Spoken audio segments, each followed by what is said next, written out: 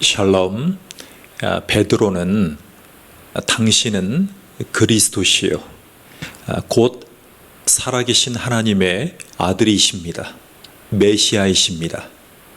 이 고백으로 교회가 탄생했습니다. 먼저 베드로가 교회가 됐던 것입니다.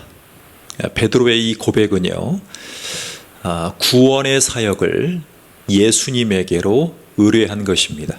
예수님에게 있다는 것을 초점을 맞춘 것입니다. 이 고백은 초대교회에서 강력했습니다. 그리고 모든 사람들의 고백을 이끄는 출발이었습니다. 베드로가 영향력 있는 자리에 있었지만 그의 영향력은 항상 중심에서 벗어나 있었습니다. 권력을 휘두르지 않았습니다. 단지 예수님께 철저히 순종했을 뿐입니다. 베드로가 쓴 두 통의 이 편지는 성령님이 베드로 안에 빚으신 예수님의 성품을 드러내기에 충분한 성경이었습니다. 함께 은혜를 나누시겠습니다.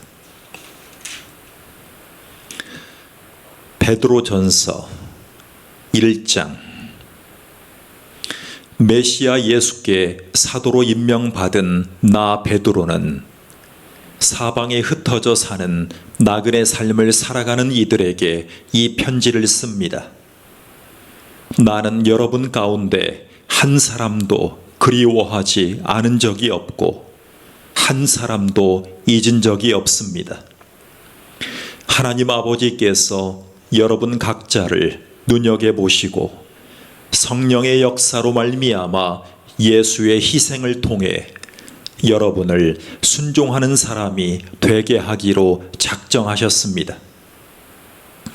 하나님께서 주시는 온갖 좋은 것이 여러분의 것이 되기를 바랍니다. 새 생명.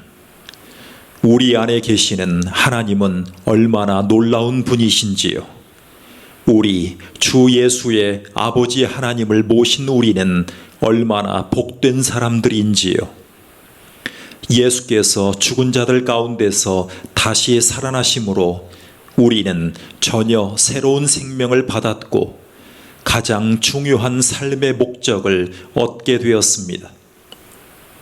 또한 하늘에 간직된 미래까지 보장받았습니다. 그 미래가 이제 시작되고 있습니다.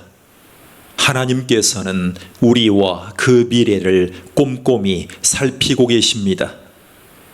여러분이 온전하게 치유된 생명을 얻게 될 그날이 다가오고 있습니다. 나는 이것으로 말미암아 여러분이 얼마나 기뻐할지 알고 있습니다. 얼마 동안은 여러분이 온갖 힘든 일을 참고 견뎌야 하겠지만 말입니다. 순금은 불 속을 통과해야 순금인 것이 입증됩니다.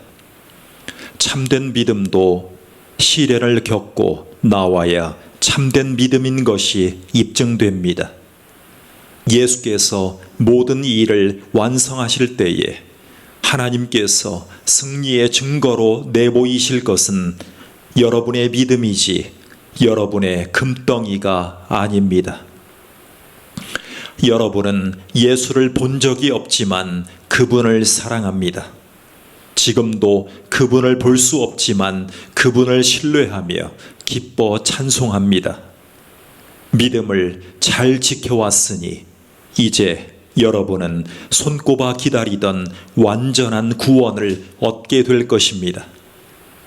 이 구원이 다가오고 있음을 우리에게 일러준 예언자들은 하나님이 예비하고 계신 생명의 선물에 대해 많은 질문을 던졌습니다.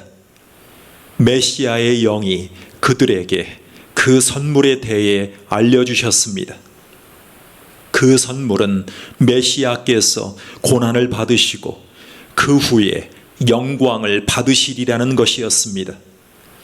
예언자들은 그런 일이 누구에게 또 언제 일어날지 알고 싶어 그분께 부르짖었습니다. 예언자들이 들은 것은 모두 여러분을 섬기기 위한 것이었습니다. 여러분은 하늘의 지시에 따라 성령을 통해 저 예언자들의 메시지가 성취되었다는 말을 직접 들은 사람들입니다. 여러분이 얼마나 복된 사람인지 아시겠습니까? 천사들도 이런 복을 누릴 기회를 조금이라도 얻고 싶어 했을 것입니다. 하나님의 생명으로 빚어진 생활 방식. 그러니 마음을 단단히 먹고 정신을 바짝 차려서 예수께서 오실 때에 여러분의 선물을 받을 수 있도록 철저히 준비하십시오.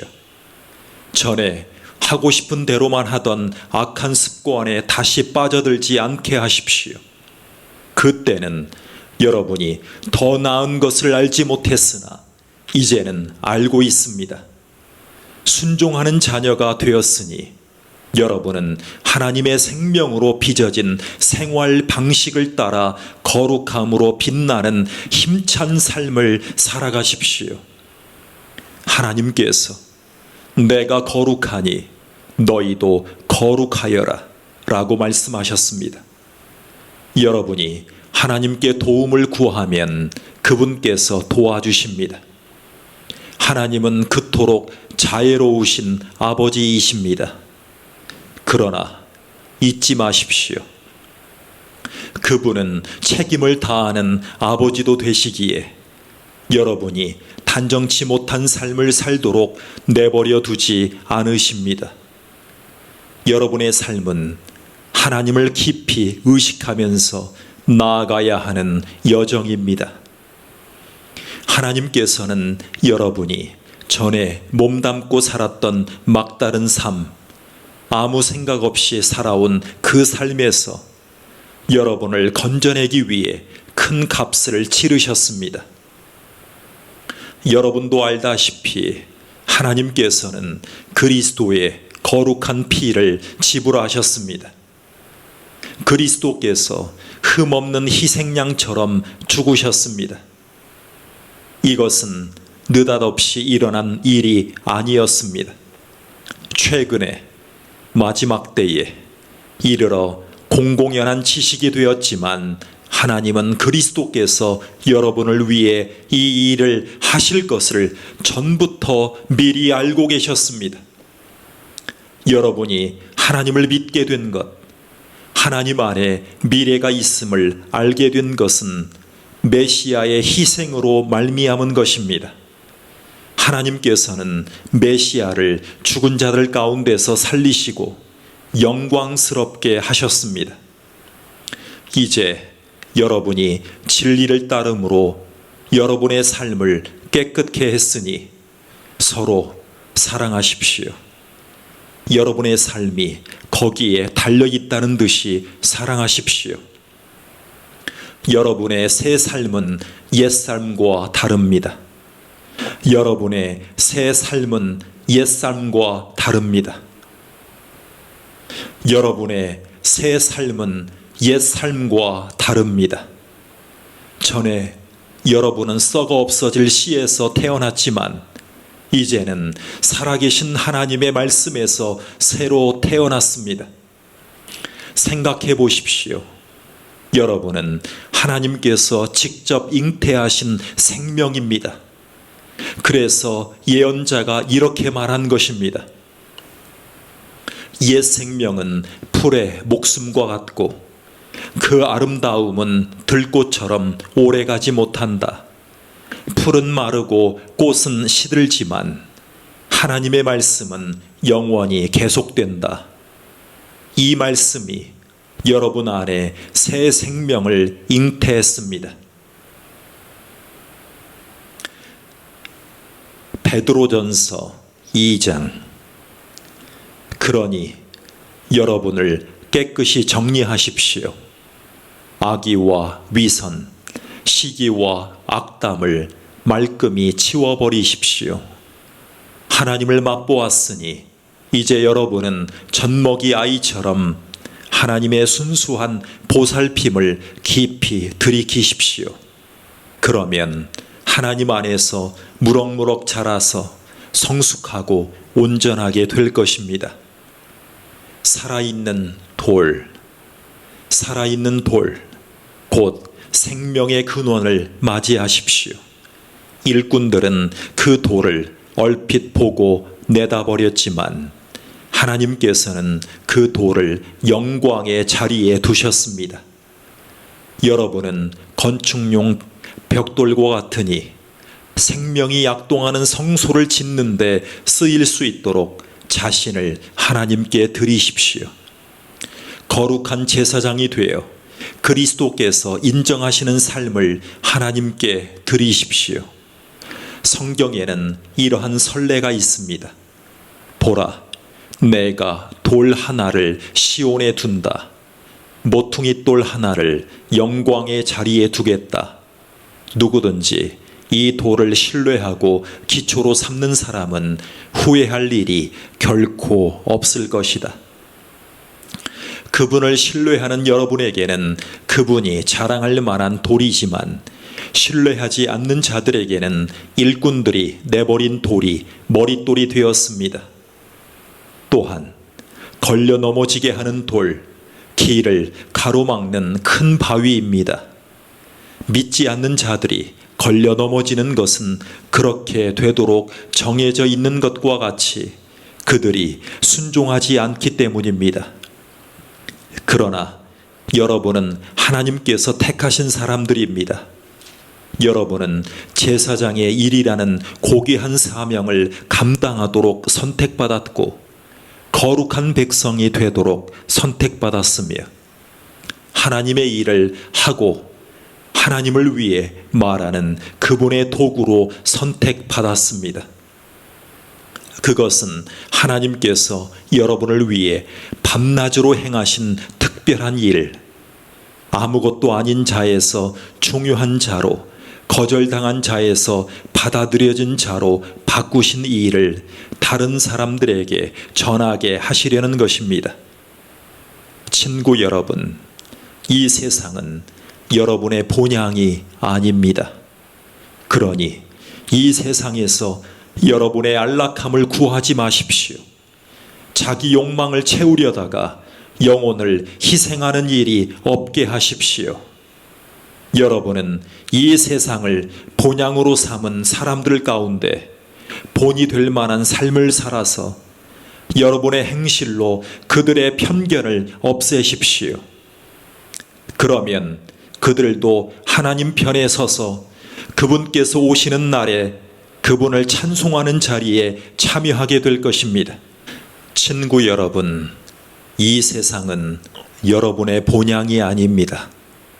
그러니 이 세상에서 여러분의 안락함을 구하지 마십시오. 자기 욕망을 채우려다가 영혼을 희생하는 일이 없게 하십시오. 여러분은 이 세상을 본향으로 삼은 사람들 가운데 본이 될 만한 삶을 살아서 여러분의 행실로 그들의 편견을 없애십시오. 그러면 그들도 하나님 편에 서서 그분께서 오시는 날에 그분을 찬송하는 자리에 참여하게 될 것입니다. 훌륭한 시민이 되어 주님을 자랑스럽게 해드리십시오. 권력자들의 수준이 어떠하든지 그들을 존중하십시오. 그들은 질서 유지를 위해 하나님께서 보내신 밀사들입니다. 하나님의 뜻은 여러분이 지속적으로 선을 행하여 여러분을 사회의 위험 요소로 여기는 어리석은 자들의 생각을 고쳐주는 것입니다.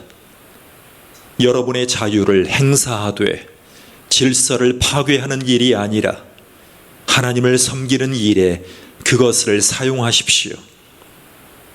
누구를 만나든지 품위 있게 대하십시오. 영적으로 가족이 된 이들을 사랑하십시오. 하나님을 경외하십시오. 정부를 존중하십시오. 그리스도께서 친히 사셨던 삶, 종으로 있는 여러분, 여러분의 주인에게 착한 종이 되십시오. 좋은 주인뿐만 아니라 못된 주인에게도 그렇게 하십시오. 합당한 이유 없이 나쁜 대우를 받더라도 하나님을 위해 참는 것이 중요합니다. 마땅히 받아야 할 벌을 받는 것이 무슨 특별한 일이겠습니까? 그러나 여러분이 선을 행하는데도 부당한 대우를 받으면서 여전히 착한 종으로 산다면 그것은 하나님 보시기에 귀한 일입니다. 여러분은 그러한 삶을 살도록 그리스도께서 친히 사셨던 삶을 살도록 초청받았습니다. 그분은 자기에게 닥친 온갖 고난을 겪으심으로 여러분도 그분처럼 살 수 있음을 알려주셨고 그 방법도 하나씩 알려주셨습니다.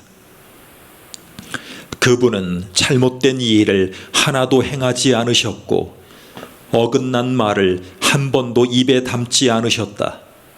사람들이 그분께 온갖 욕을 퍼부었지만 그분은 전혀 대꾸하지 않으셨습니다.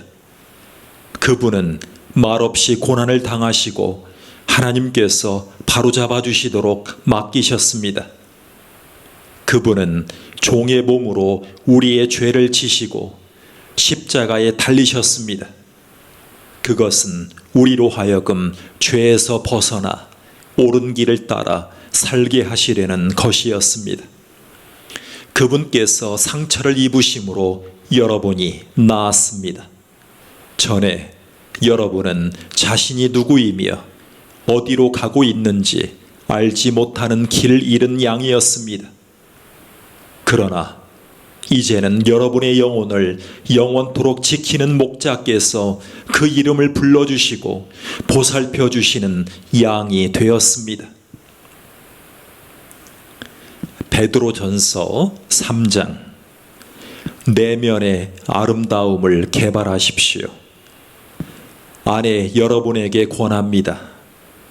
남편에게 착한 아내가 되어 남편의 필요를 들어주십시오.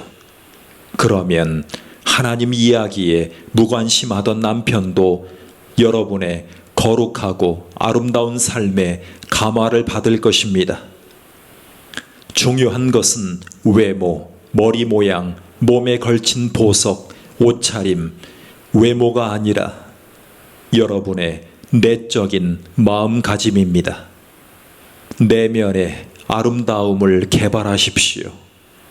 내면을 온화하고 우아하게 가꾸십시오. 그것이야말로 하나님께서 기뻐하시는 일입니다. 전에 거룩하게 살았던 여인들은 하나님 앞에서 그와 같이 아름다웠고 남편에게도 착하고 성실한 아내였습니다. 예컨대 사라는 아브라함을 보살피면서 그를 나의 사랑하는 남편이라고 불렀습니다. 여러분도 걱정과 두려움 없이 그렇게 하면 사라의 참된 딸이 될 것입니다. 남편 여러분에게도 똑같이 권합니다. 아내에게 좋은 남편이 되십시오. 아내를 존중하고 기뻐하십시오. 여러분의 아내는 여자이기에 여러분보다 연약합니다. 하지만 하나님의 은혜로 사는 새로운 삶 안에서는 여러분과 동등한 사람입니다. 여러분의 아내를 동등한 사람으로 존중하십시오. 그래야 여러분의 기도가 막히지 않을 것입니다. 그래야 여러분의 기도가 막히지 않을 것입니다. 선을 행하다가 고난받을 때 요약해서 말합니다. 친절하고 인정 많고 사랑하고 자비로우며 겸손한 사람이 되십시오. 이것은 여러분 모두에게 해당하는 사항이니 한 사람도 빠짐없이 그렇게 하십시오. 안가품하거나 냉소적으로 비꼬는 말을 하지 마십시오. 오히려 축복해 주십시오. 축복이야말로 여러분이 할 일입니다. 그러면 여러분은 복덩어리가 되어 여러분도 복을 받게 될 것입니다. 생명을 받아들이고 좋은 날 보기를 바라는 이여, 그대가 할 일은 이것이니 곧 악담과 험담을 삼가고 악을 물리치고 선을 장려하며 힘을 다해 평화를 추구하여라. 하나님께서 이 모든 일을 지켜보시고 인정해 주신다. 하나님께서 그의 간구에 귀 기울이시고 응답해 주신다. 그러나 악을 행하는 자에게는 등을 돌리신다.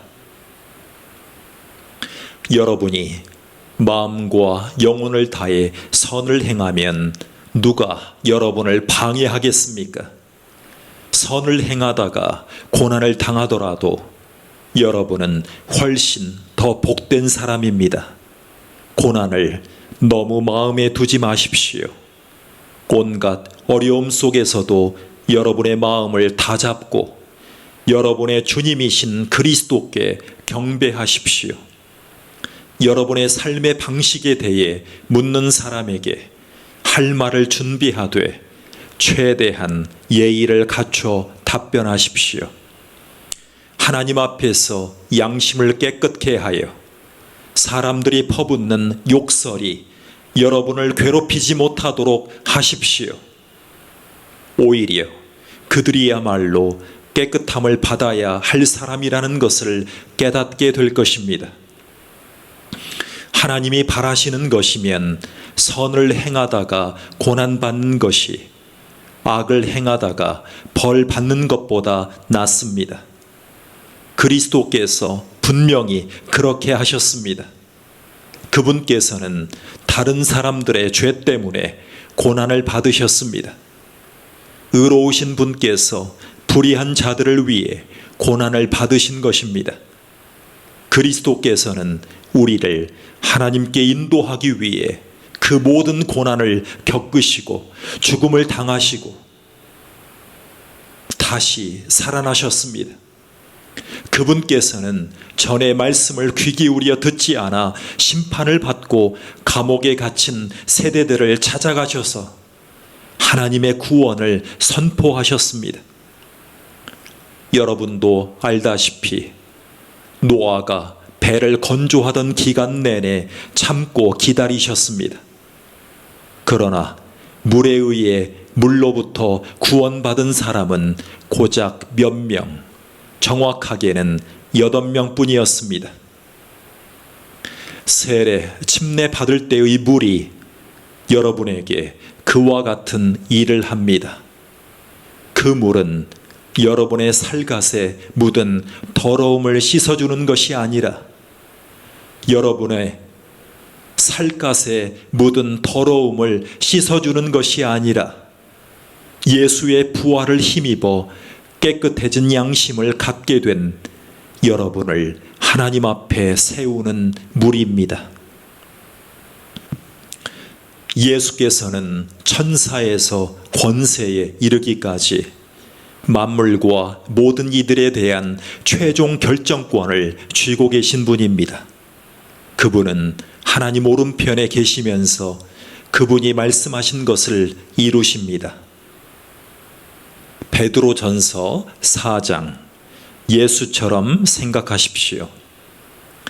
예수께서는 여러분이 지금 겪고 있는 모든 고난과 그보다 더한 고난을 겪으셨으니 여러분도 그분처럼 생각하는 법을 익히십시오.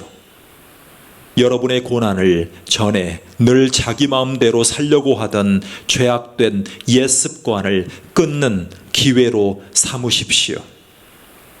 그렇게 할 때 여러분은 자기 욕망의 압제 아래 살기보다 하나님께서 원하시는 삶을 추구하면서 자유롭게 살아가게 될 것입니다. 전에 여러분은 하나님을 모르는 생활 방식에 푹 빠져 밤마다 파티를 벌이고 술에 취해 방탕한 삶을 살았습니다. 이제 그런 삶을 영원히 청산할 때가 되었습니다.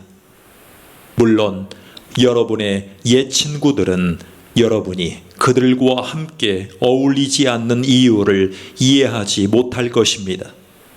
그렇다고 해서 그들에게 일일이 설명할 필요는 없습니다. 그들은 장차 하나님 앞에서 책망받을 자들이니 말입니다. 메시지에 귀를 기울이십시오. 메시지는 죽은 신자들에게도 선포되었습니다. 모든 사람들이 그러하듯이 비록 그들이 죽었지만 하나님이 예수 안에서 주신 생명을 얻게 될 것입니다.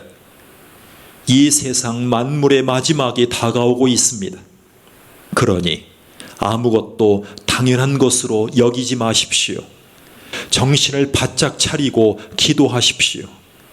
무엇보다도 서로 사랑하십시오.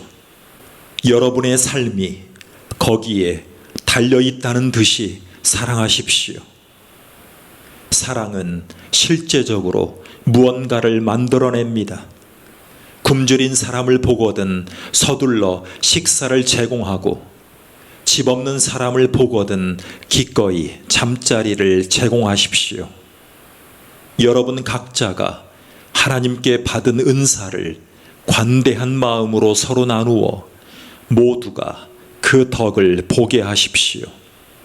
여러분이 받은 것이 말이면 여러분의 말이 하나님의 말씀이 되게 하고, 여러분이 받은 것이 남을 돕는 것이면 여러분의 도움이 하나님의 진심 어린 도움이 되게 하십시오. 그렇게 하면 모든 일에서 하나님의 찬란한 임재가 예수를 통해 환히 드러날 것입니다. 또한 하나님께서는 모든 이 일을 하실 수 있는 능력 있는 분으로 영광을 받으실 것입니다. 마지막 날까지 영원 무궁토록 그렇습니다. 고난을 기쁘게 여김. 친구 여러분, 사는 것이 참으로 힘들더라도 하나님께서 일하시지 않는다고 속단하지 마십시오. 오히려 그리스도와 겪으신 고난의 한가운데 여러분이 있게 된 것을 기쁘게 여기십시오. 이 고난은 영광이 임박했을 때 여러분이 통과해야 하는 영적 재련의 과정입니다. 여러분이 그리스도 때문에 모욕을 받으면 스스로 복되다고 여기십시오. 여러분 안에 계신 하나님의 영과 그분의 영광이 여러분을 사람들의 눈에 띄게 하신 것입니다. 법을 어기거나 평화를 어지럽혀서 사람들이 여러분을 욕하는 것이라면 그것은 전혀 다른 문제입니다. 그러나 여러분이 그리스도인이기에 받는 모욕이라면 기꺼이 받아들이십시오. 그리스도인이라는 이름에 반영되어 있는 여러분의 구별된 신분을 자랑으로 여기십시오. 하나님의 집에 심판이 시작되었습니다. 우리가 맨 먼저입니다. 우리가 가장 먼저 심판을 받는데 하나님의 메시지를 거절하는 자들은 어떻게 되겠습니까? 선한 사람도 간신히 관문을 통과한다면 악한 사람에게는 무엇이 기다리고 있겠습니까? 하나님의 말씀대로 산다는 이유로 여러분의 삶이 힘겨워지거든 당연한 일로 받아들이십시오. 하나님을 신뢰하십시오. 하나님께서는 자신의 일을 잘 알고 계시니 계속해서 그 일을 이루실 것입니다. 베드로전서 5장, 하나님의 양떼를 돌보는 지도자. 교회의 지도자 여러분께 특별히 말씀드립니다. 나는 지도자가 된다는 것이 어떤 것인지 알고 있습니다. 지도자는 그리스도의 고난에 참여함으로써 다가오는 영광을 누리는 사람입니다. 내가 드릴 말씀은 이것입니다. 여러분은 목자의 근면함으로 하나님의 양떼를 보살피십시오. 억지로 하는 것이 아니라 하나님을 기쁘시게 해드리려는 마음으로 하십시오. 얼마나 이익을 얻게 될지 따져보고 하는 것이 아니라 자발적으로 하십시오. 위세를 부리듯 사람들에게 무엇을 시키는 것이 아니라 부드러운 자세로 모범을 보이십시오. 모든 목자 가운데 으뜸이신 하나님께서 오셔서 다스리실 때 그분은 여러분이 이 일을 제대로 한 것을 보시고 여러분을 아낌없이 칭찬하실 것입니다. 젊은 사람들은 지도자를 따라야 합니다. 그러나 지도자와 따르는 사람 모두가 서로에게 겸손해야 합니다. 하나님께서 교만한 사람은 물리치시지만 겸손한 사람은 기뻐하십니다. 하나님은 교만한 사람은 물리치시지만 겸손한 사람은 기뻐하십니다. 그러므로 여러분은 자신의 모습에 만족하고 거들먹거리지 마십시오. 하나님의 강한 손이 여러분 위에 있으니 때가 되면 그분께서 여러분을 높이실 것입니다. 하나님께서 여러분을 세심하게 돌보고 계시니 아무것도 근심하지 말고 하나님 앞에서 사십시오. 깨어 있으십시오. 냉정을 유지하십시오. 깨어 있으십시오. 마귀가 덤벼들 태세를 하고 있습니다. 여러분의 방심을 틈타는 것보다 마귀가 좋아하는 것도 없습니다. 바짝 경계하십시오. 여러분만 고난에 처한 것이 아닙니다. 세계 도처에 있는 그리스도인들이 같은 고난을 겪고 있습니다. 그러니 믿음을 굳게 붙드십시오. 고난이 영원히 지속되지는 않을 것입니다. 그리스도 안에서 우리를 위한 큰 계획, 영원하고 영광스러운 계획을 세우신 은혜의 하나님께서 여러분을 온전하게 하시고 여러분을 영원토록 세워주실 날이 멀지 않았습니다. 그분께서 최종 결정권을 쥐고 계십니다. 예, 그렇습니다. 나는 가장 믿을 만한 형제인 실로아노에게 부탁해 이 짧은 편지를 여러분에게 보냅니다. 그는 내가 대단히 존경하는 사람입니다. 나는 내가 아는 바를 절박한 심정으로 정확하게 썼습니다. 이것은 은혜로우신 하나님의 진리이니 여러분의 두 팔로 끌어안으십시오. 이곳에서 나와 함께 나그네 삶을 살고 있지만 하나님께 잠시도 잊혀진 적 없는 교회가 여러분에게 문안합니다. 나에게 아들이나 다름없는 마가도 안부를 전합니다. 거룩한 포옹으로 서로 인사하십시오. 그리스도의 길을 걷는 여러분 모두에게 평화가 있기를 바랍니다. 아멘. 아멘.